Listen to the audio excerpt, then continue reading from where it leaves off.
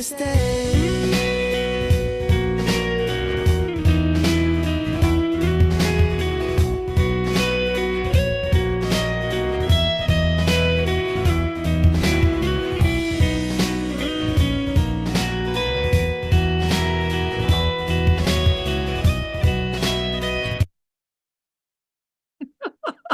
Okay. Okay, Harry, you the DJ, you gotta fade out. You just you just ripped the record off the turntable. Who was that anyway? I like that song. That was very pretty. Tell me who that was. Do you know? I know you just put on a mix, but I like that song. It's pretty. Good morning. Happy Tuesday, beautiful people. Welcome to LoveBabz, Love Talk. I'm Babz Rawls-Ivy. It's primary day in the Elm. So in my neighborhood, we're picking a new state rep because Robin Porter retired. And so we've got three people running. Taryn Moore, Abdullah, and Steve Winter. Lioka. It's pretty. I'll put that in my Spotify uh follow library if I haven't already done that. It is pretty. I like that. Lioka. So I'm gonna go be at the polls in Hamden, and that's where I'm gonna be.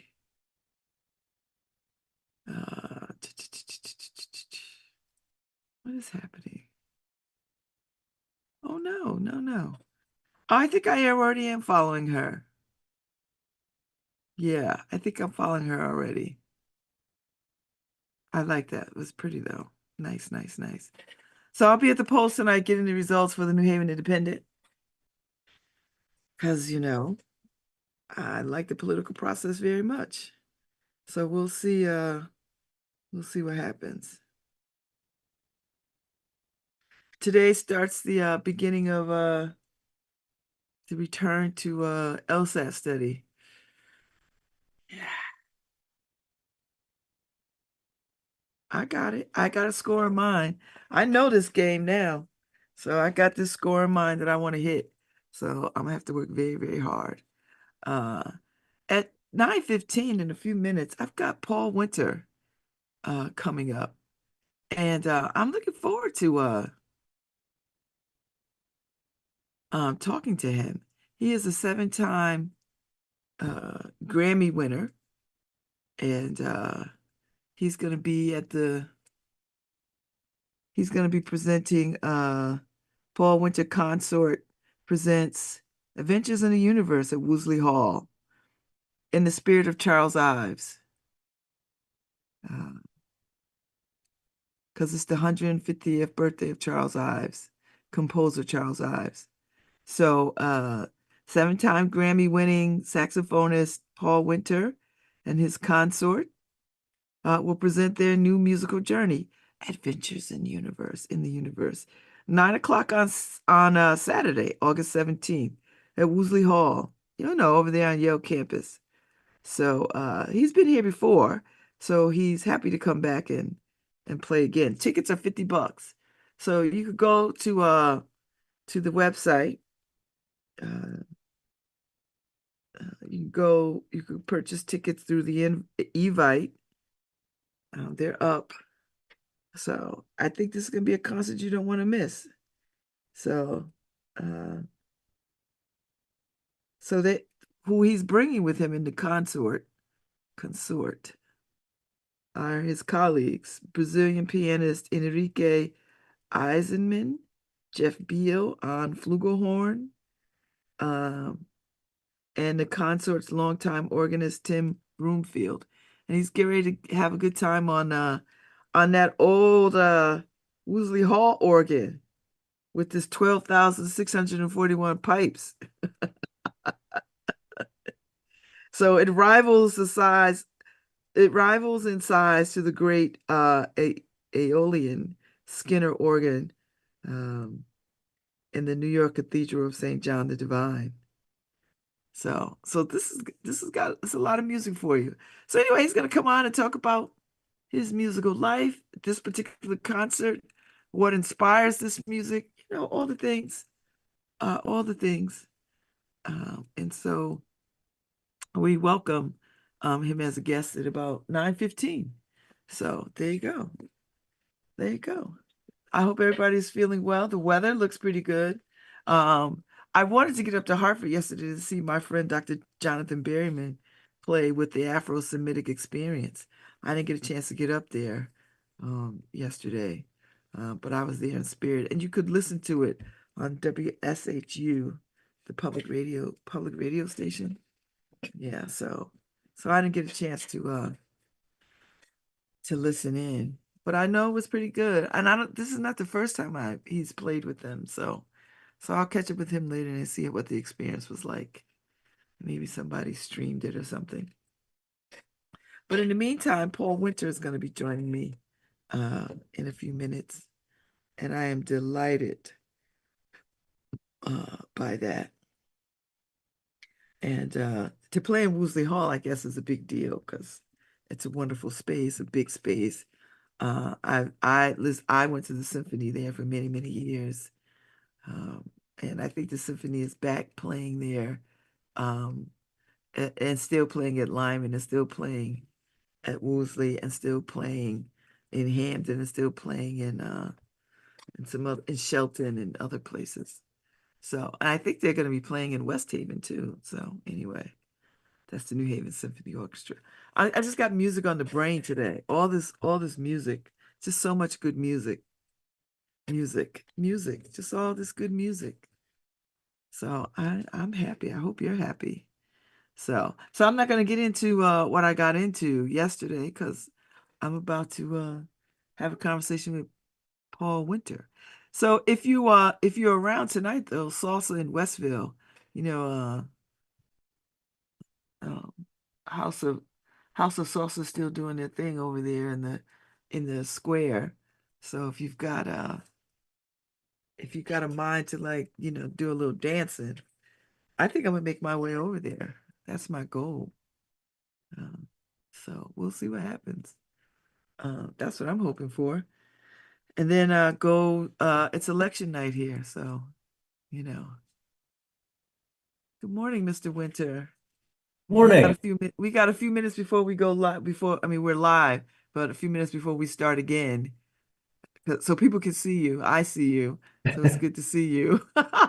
So give us a Good. few minutes and Sure. uh and we'll start again. So let's see. You can mute yourself. I'm gonna uh when Harry gives me the cue. Harry, are you playing new music to get us started And at 9:15?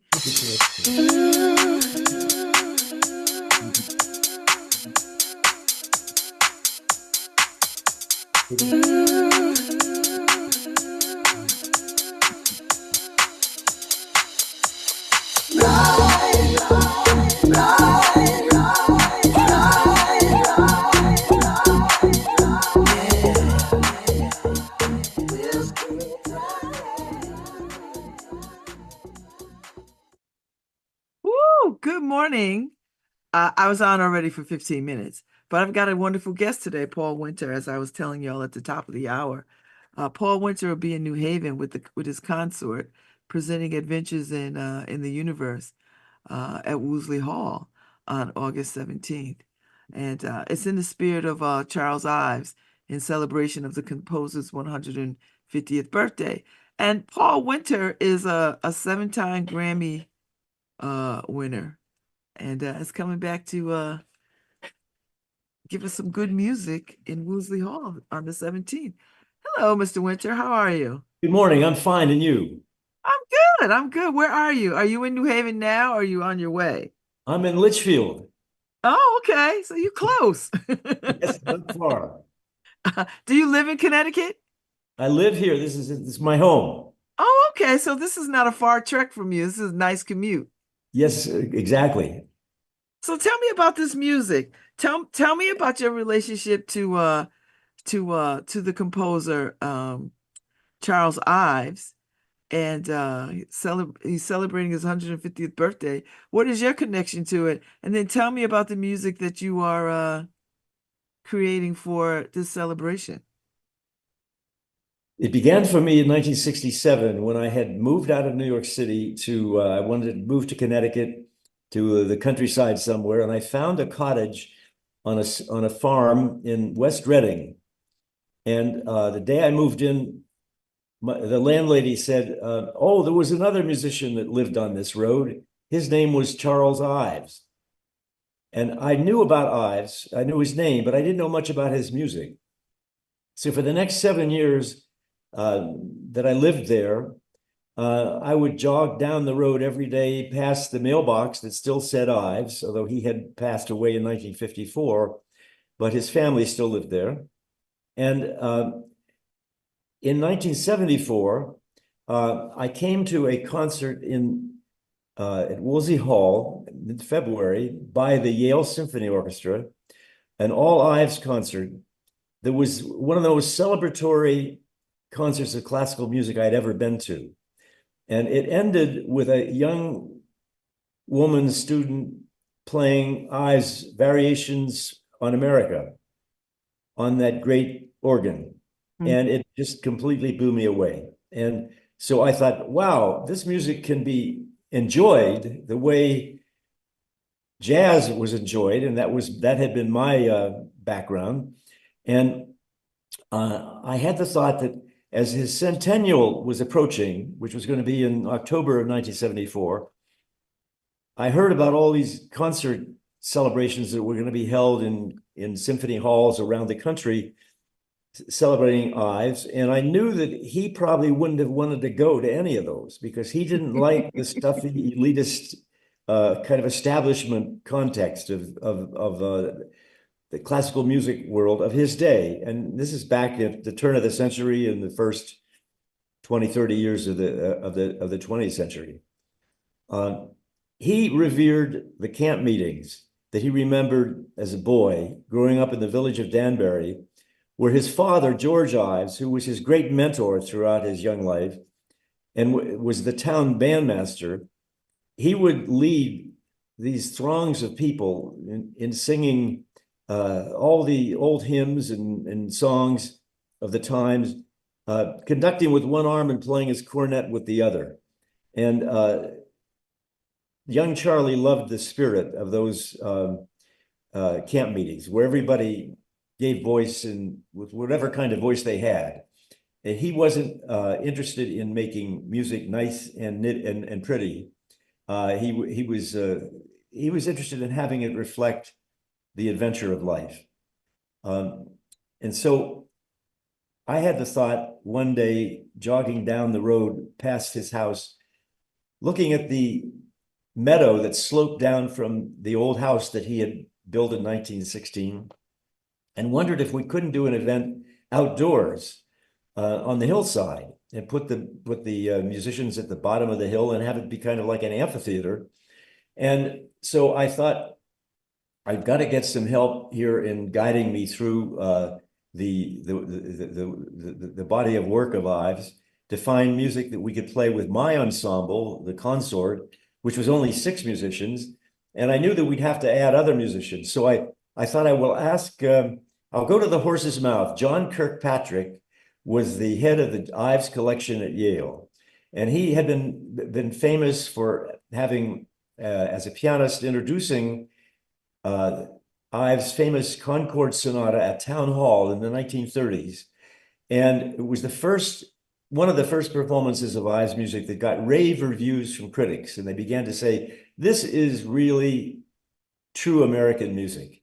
But it was quite far out. I mean, it was as adventurous as just about any jazz pianist that you can imagine playing coming out of the 1940s bebop era. And Ives had written this, of course, 50 years before that. So I called John Kirkpatrick, who didn't know me from Adam, and he was kind enough to agree to have me come to meet him. And I came and I told him about this idea of this kind of grassroots Ivesian celebration. And he liked the idea very much, and he was encouraging. And he said, There's a young man who's working here in the Ives collection who might help you with the arrangements named Ken Singleton, who was a young tuba player from Colorado who was getting his master's at Yale. So he introduced me to Ken. We became great friends and eventually brought in Jim Sinclair to conduct this 17-piece ensemble we were putting together. And Jim, Wow. then conducting what was called the Yale Theater Orchestra. Out of that came his ensemble, Orchestra New England, which has endured for 50 years Mm-hmm. and become one of the great independent musical institutions in our country. And Jim and Ken and I have remained active and vigorous friends all these years. And so what came out of that foray to New Haven was what we call the Charles Ives Show, which was a celebration of Ives, 26 pieces of his music, using an ensemble of 17 instrumentalists, 2 singers, a fife and drum corps, a Civil War band, and a Jews harp sextet. And it was really a kind of serious, I mean, it was a happy but serious Ivesian circus. And it was one of the great events that I've ever had a chance to be part of. We then played it, that was on August 17th, 1974, 50 years ago from this Saturday when we're playing again at Woolsey. And then that September, we came and played the Ives show at Woolsey, September 21st. And that was a thrill to hear that music then indoors in that amazing acoustics of that hall, which I feel it was my favorite concert hall in America.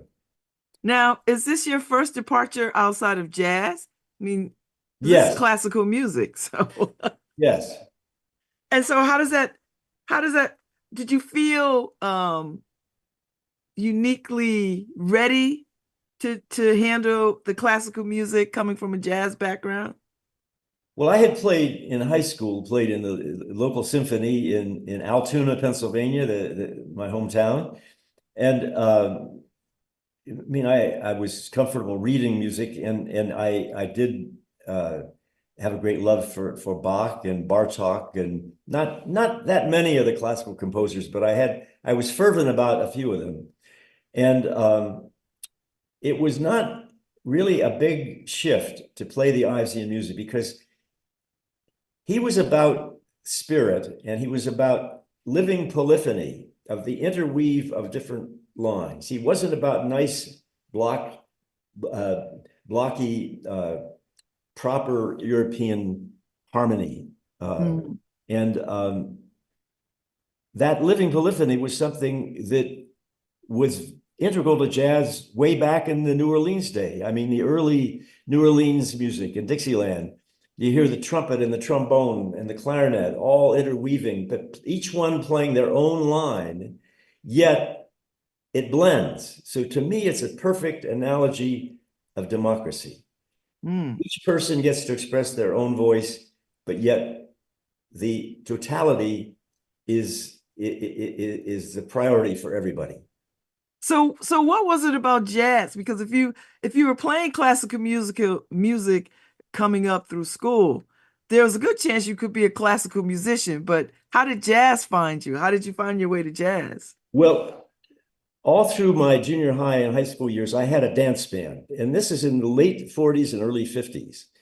And the music we played was the great standards of the day, all those great songs. And that's what I love, is just playing music and where people were dancing and some were listening. And I was never drawn to the realm of classical music at all. And I wasn't even drawn to being a musician. I played from an early age and I loved it, but it was just one of the things we did growing up. And nobody would think of doing music as a livelihood. That wasn't something that wasn't serious. You know, you needed to do something responsible like law. And actually, I applied to law school at the end of my college years because I didn't know what I was going to do. And I thought, well, law school gives you 3 more years to try to figure it out. I didn't know anything about law. I would have been a terrible lawyer. What saved me was this deep love of jazz, because the dance band I started in college, this is in Chicago now, I was at Northwestern University. That dance band over 4 years evolved into a bebop sextet. And Okay. this was my passion, although I was still going to classes once in a while. I was in love with this amazing music that was thriving in Chicago then. So you made it your avocation, like you made a living at this. Well, I didn't make a living at first. I mean, I certainly, I mean, playing dances on the weekends through college helped me a lot to get through college, but it was not anything that had any prospect of a real livelihood. Even the famous jazz players in that day had trouble getting work. But I had two very lucky breaks. One was that my sextet during the last month of my college senior year won an intercollegiate jazz festival that was held at Georgetown University in Washington. And the judges were Dizzy Gillespie and John Hammond. Wow. And John Hammond, the great record producer, signed us to Columbia Records, which is something beyond the wildest dreams we'd ever had. Couldn't imagine that. We didn't know anybody who ever made a record. And so I thought maybe I'll take a year off before law school and try this music thing. And I was very, very fascinated by the cultural exchange that was happening since the mid-50s with what became to be called the jazz ambassadors. Our State Department was sending jazz groups to other parts of the world as a way of creating new bridges of friendship. And they sent Louis Armstrong to Africa. They sent Dizzy's band to the Middle East. They sent Benny Goodman to Russia. And reading about all this, I realized, especially with the Russians, that it seemed like they loved jazz more than we did here. And they were passionate about it because they've been hearing it for decades through Willis Conover, the Voice of America. Mm-hmm. And so my dream was to someday go there and with my group. And I had been corresponding with some jazz fans there. In my second year of college, I read in Downbeat magazine there was going to be an endeavor called Jazz Lift, and it was founded by a self-described international detective, Theodore Grievers from Battle Creek, Michigan. He said, "Send me your jazz albums and I'll smuggle them behind the Iron Curtain." And I thought, wow, that's a terrific idea. So I sent him some albums, and he wrote a note that when you inquired, he said, write your name and address on the back of the albums from your collection that you send, and you'll hear from these people. And he was right. We got the most amazing letters, I did, from people in Poland and Russia. And they're not just saying, thank you so much. We could never find this music over here, and we love it. And it really gives us encouragement that somewhere in the world, people have freedom. Mm-hmm. And so fast forwarding then to this summer after we won this festival, my partner and I, Dick Witzel, the trumpet player, were sitting around one day, and we thought, what if we suggested to the State Department that they send us on a goodwill tour as sort of unofficially the top college jazz group in the country. And so we thought we would suggest two itineraries, one to the Iron Curtain countries and one to the Far East. And the idea would be we would go and do concerts, but also do seminars about jazz with students, which is something we knew that the famous groups probably never did. And it was amazing timing. I mean, we sent off as just a naive proposal in a way to the State Department, and they sent back a form letter, and it said, send in an audition tape. of several recordings. So we'll have our jazz committee listen to it. And so we had never made a recording. So we scrambled somehow $60 and went into a studio and recorded 6 tunes and sent it off. And that was July. And I thought, well, that's the end of that. I mean, that's just a total pipe dream. But the thing that we hadn't thought of, that we had taken for granted, was that our group would look very attractive to the State Department at that time, because we were perfectly integrated. We were 3 whites and 3 blacks at a time when civil rights was like the burning issue in our country.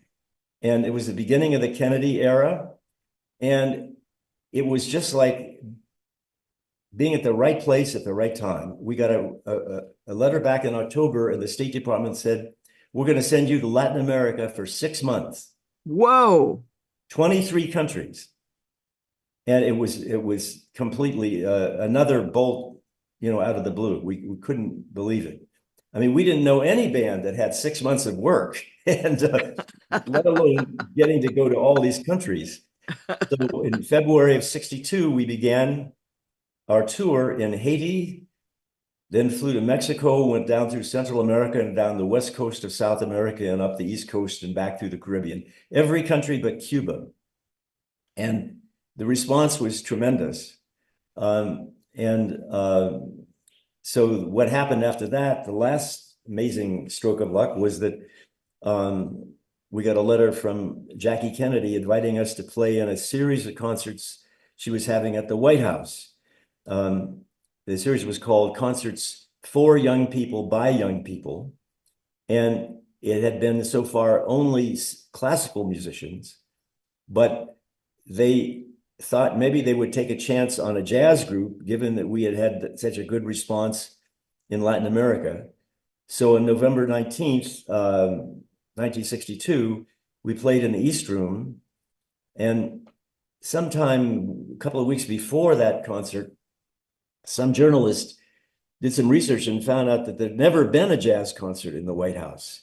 So wow, there was a lot of publicity for the first jazz concert ever in the White House. And the next morning after the concert, across the country, there were front page photos of a smiling Jackie Kennedy with captions like, "Jackie digs jazz." And so these are great stories, Paul. Going to Latin countries, and you're very young. I mean, you're young. You're very, very young. 21, and, yeah. And you're going with a group of people. And have you ever been to these countries before? No, you probably Oh, never been to them. no, we didn't even know where they were. A lot of them. I remember our drummer looked at the itinerary and all these names of these cities, and he said, "You mean we're not going to Honolulu?" And I said, "No, that's not part of Latin America." We had never been out of the country. I mean, it was absolutely life-changing. That was its own education, I would imagine. That's like its own master's degree. Wow. Yes. And then to go to the White House to be the first jazz concert there ever. That's got to be exciting. Like, that's got to be, first of all, it's historic. Second of all, it's exciting. And third of all, Jacqueline Kennedy. So there's that, all of that. Well, it was pretty astounding. And so we were kind of famous for a minute, and we were booked across the country in jazz clubs, and eventually things changed very radically. We had 2 years of this sort of amazing success, and the bubble totally burst on November 22nd, 1963, when JFK was assassinated. Everything changed, and it was no longer the same world that we had known just naively for those previous years. And so I went the next year. I went to live in Brazil for a year. I had been fascinated by that music, and it was after that I started moving toward a kind of a different instrumentation, which included some classical instruments like cello and English horn, as well as a classical guitar. But we were still pretty much a kind of jazz group. And so did you feel like you were actually making a living? Like, did this feel like your career track? Well, it's the difference between a career and a calling is that with a career, you're kind of trying to be very responsible and making sure about your future security. With a calling, you just do it come hell or high water. Yeah, on faith. Yeah, I mean, it's in a way like having a baby, isn't it? I mean, nobody's giving you any guarantees of what's going to come, but that love is so deep that you do what you need to do to nourish the love. And so, all right, so you lived in Brazil, you absorbed some of that music, that culture. Have you only been working as a musician? That's all I've ever done. And I can't say that it's been easy, but it's I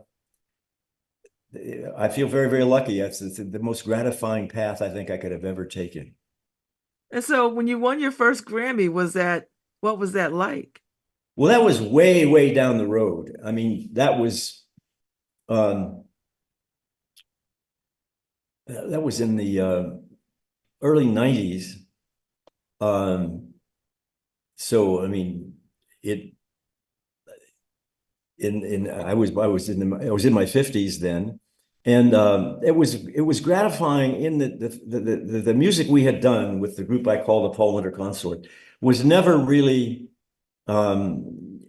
embraced by a very big audience, by the music industry. In the record business, then a lot had to do with your category and where you fit in a category, and we didn't fit into any of them. And so to have acknowledgement by a community of musicians, which is what the Grammy was about, was a big encouragement. And I mean, but the Grammys never come with a check, So a lot of people think that's a big deal. But it gives you a new audience. It gives you people who wouldn't ordinarily listen to you find you. I think. Exactly. I don't know. Yeah, no, it definitely helped our audience, but I think that the encouragement is probably the biggest thing that came from it. Mm-hmm. Mm-hmm. Okay, so you got your first Grammy, your second Grammy, your third, fourth, fifth, sixth, seventh Grammy, 7 Grammys in a short period of time. Did it feel like a short period of time? Yeah, oh, it was, yeah, and it was just that there was a community of musicians that knew our music and liked it at that point, but things change as we all learned, from decade to decade, and things go in waves. And so that wave of the eclectic era with the Grammy community pretty much was subsumed by the early 2000s with all pop. It was the diverse categories, which the Grammys have to over 100 categories, but what they nicely refer to as the lesser categories, the ones that are not the pop ones that you see on the Grammy TV shows, became more and more marginalized.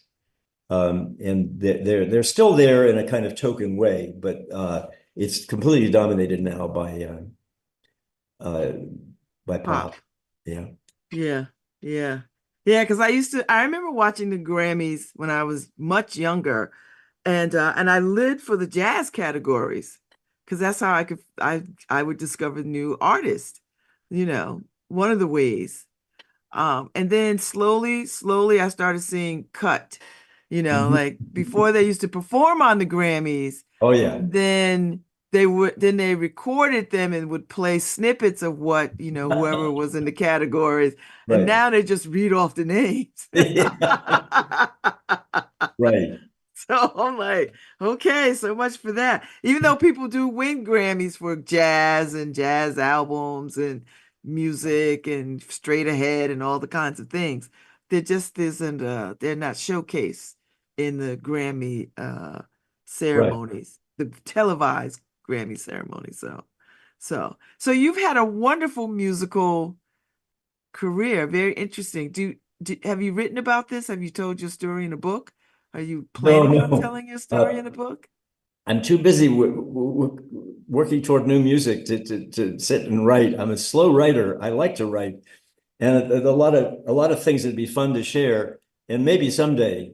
But right now, I kind of have a new wave of music making with some new colleagues that I've been lucky to meet. Okay. So are these same colleagues the people who are coming with you, the consort for Adventures in the Universe? Tell me Exactly. about Adventures in the Universe. Is that classical and jazz combined? Like, will people hear a little jazz with that, or will it just be strictly classical with a swing to it? I think it's way beyond any of the boxes, the label, the genre labels. Um, Charles Ives, at the end of his life, had the biggest vision he had ever imagined, and that was for what he wanted to call a universe symphony. And he was such a passionate citizen all his life. And he wanted to imagine a universal harmony among humanity. I mean, he was devastated when we went into World War I and again in World War II, and he spoke up. Amazing. He was very, very outspoken about his feelings about humanity and patriotism, but a kind of a whole earth patriotism, not jingoism. And so he had this vision, and he knew that it was way too far out to ever realize. I mean, he imagined orchestras and choruses on tops of different mountains singing across to each other, and he wrote when he said in one of his writings, "I'll never finish this, but I'll leave it to other composers to do." And so I felt, well, there's a mandate there for any of us to explore something with the context or in the idea of the universe. And my thought about it is not to try to create music that's depicting the universe, which you really can't do, but music that could evoke in your imagination some inkling of the vastness of the universe that we live in. And so I love the idea of creating soundscapes in resonant acoustic spaces like Wolsey Hall, and using the instruments in unique ways to kind of evoke these imaginations in listeners and in the players as well. So that's what we're aiming to do this Saturday night in Wolsey. So, there's this whole genre of music called New Age that is very ethereal and, meditational and all of that. Are you leaning toward that kind of sound, that kind of experience? No, it's a polar opposite from that. But it's not heavy metal. If you can imagine sitting in Wolsey, and we're going to do some of this in total darkness, hearing those organ pedals played in a kind of as a solo voice, and various harmonies. I mean, the harmonies that I've used often were very, very rich. I mean, he combined them. He alternated with ones that were also very, very familiar or nostalgic or consonant, you might say. It was this balance of dissonance and consonance that often, I think, characterizes his music. And so I really can't give you a genre hook for the way this music's going to sound, but it's just an acoustic adventure, and it's something that we can only do in a place like Woolsey. It's not something that we're going to go do in most concert halls. Woolsey is the most resonant concert hall, I think, in America. Mm. So the music that you're doing on the 17th is in celebration of Ives, and is it in celebration? It's in celebration of Ives' 150th. It's inspired by that vision of Ives, and it's in honor of his 50th, his Okay. 50th birthday. But it's not Ives music. It's all new music that's been created by Henrique Eisenman, this Brazilian pianist who's part of our group now. I was going to ask you about your consort and who's playing, who's going to be with you. Yeah, well, Henrique, who is one of the most extraordinary musicians I've ever known, and perhaps one of the greatest pianists. I call him the Brazilian Brubeck. I mean, he's extremely well trained, well experienced music in the genres of all the Brazilian idioms. He's a great jazz player. He has a PhD from New England Conservatory in classical music, and he teaches improvising at Juilliard. He's totally amazing and a wonderful composer. Jeff Beal is going to be playing flugelhorn, which is the larger trumpet. So there's a kind of bass trumpet. Beautiful sounding instrument that Miles Davis made famous on his album Sketches of Spain. Jeff is a remarkable jazz player, but who's an Eastman graduate. He's experienced in the whole gamut of music that we do in America. He's most known as a film composer for films like House of Cards and I can't think of all the names of them, but he's done probably 50 or more film scores and won 5 Emmys for his scores. Wow. So he's best known for that, but he's an amazing flugelhorn player. And then Tim Brumfield will be playing organ. And Tim was the organist at the Cathedral of St. John the Divine for many years, and it's been our musical partner for a long time. And he's had one experience playing the Woolsey organ. About 10 years ago, we did an Earth Day concert with Orchestra New England in Woolsey. That was really a great experience. And he flipped out playing that organ. He just loved it. And so he's going to, I think there'll be some sounds that might really transport people. Oh, I'm excited by that. So it's just y'all. You don't have a symphony behind you or No. backing you up. You don't have any of this y'all on stage. Right. That's pretty cool. So when you think about new music, I mean, are you using the tools of technology in your music these days? Do you know how they like to use all kinds of ways to make new kinds of music? Are you one of these people that would like to dabble with a keyboard and a monitor and an app? Well, full disclosure, I don't even use a computer yet. Whoa! How did you manage that, Paul? Well, because I'm lucky to have a wife and 2 daughters who do, and they keep me in touch with the 21st century. But I've always said that I was dragged kicking and screaming into the 20th century just in time for it to end. So the technology I'm excited about are the engineers who built my Selmer saxophone and who built the Steinway piano that we'll be playing. I've never been allured to any kind of electronic music or technology in that way in our music, although I do have great respect for recording technology. But our music all it's all acoustic.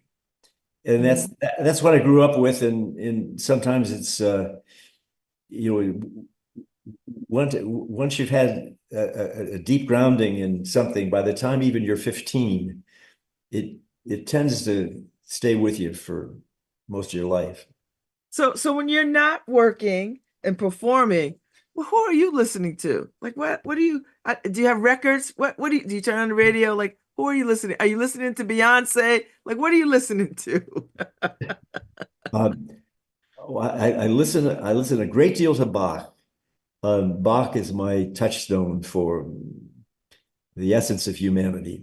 Um, and I listen to a lot of African music. We've Hmm. been working on a big project in Africa called Flyways about the bird migration that goes from Africa to Eurasia each year, and been visiting Africa quite a lot in the last 15 years. So Where do you like to African go in music, Africa? pardon me? Where? Where do you like to go in Africa? Because I was in Senegal for a month in February, and I Oh, was in Morocco last May for 2 weeks. So I'm finding my way around the continent, and I'm yes. loving it. Well, that's a great start, and you got a long way to go with Yes. some countries, as I do too. Tanzania is my favorite place because of the Wagogo people. Hmm. It's a tribe that lives in the center of Tanzania near Dodoma, and they have the most amazing music. Uh, that's vocal and drumming, but it's all in a certain kind of mode, harmonic mode, and it's so amazing, so soulful. Um, but I've also we've loved lots of music in Uganda and Ethiopia. I've been there 3 times, Hmm. um, and uh, so we're just kind of starting out with the exploration of Africa. I mean, you go to these countries thinking you'll find something for an album that's going to involve 16 different cultures. And you realize you could spend several lifetimes in just that one country and not, uh, not experience all the magic. And so that's very exciting to me. People who live on the land and who make music from the land. And I love the traditional acoustic music. So much of it has been co-opted by what's what's come to be known as world music, where they're Yeah. putting bass and drums underneath ethnic music, and it doesn't do it for me.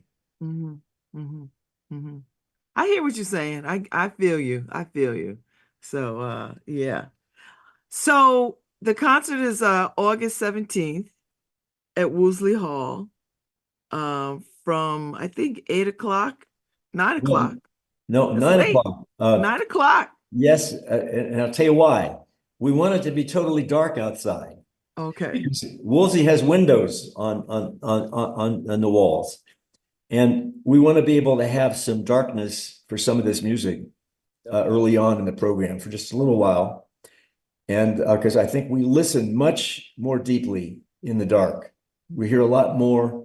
Our imagination comes alive when we stop watching what's going on and relating what we hear to the sound, the vision of some person in a gold shirt or somebody sitting at whatever kind of instrument they are. It to me it gets in the way. It can get in the way of experiencing the real depth of the sounds that are being made. I like that. I like that sentiment very much. And so people can buy tickets. You can go there's an Evite link, but you're welcome to go to the Woosley Hall site. You could go for more information. You could go to info@paulwinter.com and get some information. So what excites before I let you go, because I know you have to go and you have to go and do all the things that you do. What excites you these days? What excites you into the future of music making? What gets you up in the morning to say, oh, I have a new idea for some new music or some interesting music or something. I'll tell you, this month it's two people, Charles Ives and Kamala Harris. Oh, That both of them will get me up in the morning, I'll tell you. I need you to write a Kamala Harris song. Music, some I'll do music. whatever I can. I mean, that has been the greatest turnaround of recent years that I have experienced. I mean, the fact it really is taking effect to the country. Like, people are very excited. oh boy. I mean, we were and we still are so close to the edge of the cliff. Never in the history of this country of any. I mean, I'm sure there were times way back that our forebears were worried about what was happening, but this possible calamity would, I think, be the end of not only our country but the rest of the world, because we've been the beacon for the world for a long time, and when that beacon's gone, yeah, then you've got all bets are off. These monsters coming forth in different countries, who are taking them down the tubes. I mean, it's. No, I agree. I listen.